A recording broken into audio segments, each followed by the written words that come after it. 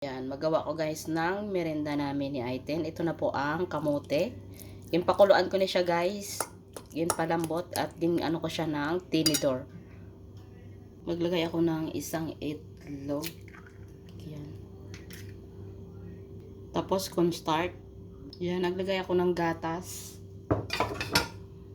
At haluin na natin guys. Yan, ginbilog-bilog ko lang siya guys. Para madali guys. Kung ano sa inyo guys ang inyong design sa pag ano guys sa pag may pahaba, may pabilog o kung anong ang gusto nyo guys na design. Tikman ko na guys. Sarap guys ang merenda. Yan, ito na guys.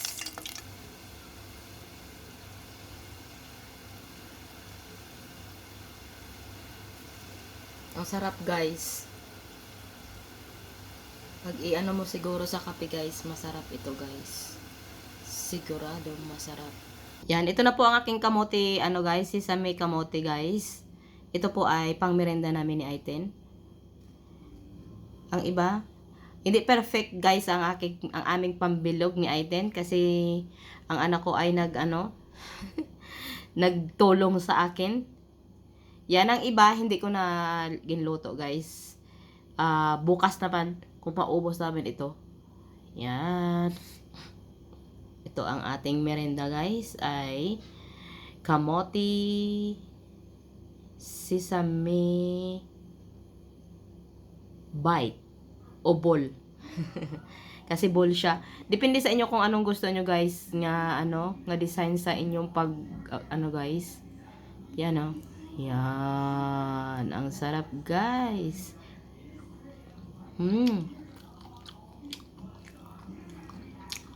Sarap. Sarap kung may kape guys.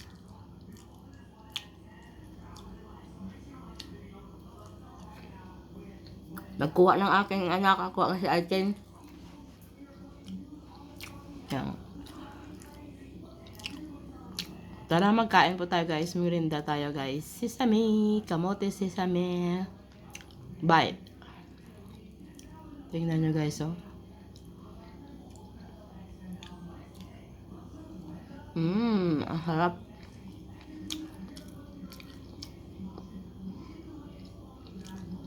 Sarap kung may kape guys. Hindi siya matamis guys.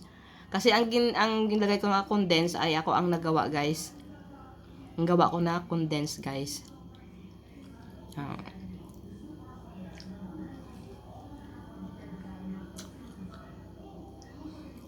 Naggawa ko ng condense para hindi na ako makabili guys. Kasi mahal kong bilhin guys. Nagawa na ako.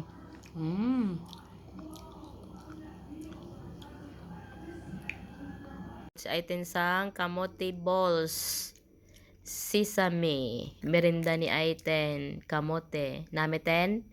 Yes. Sarap? It is sarap. Sarap. Sarap. Namit. Namit? Namit ang merinda namon ni Aiten ay kamote sesame balls. Yum.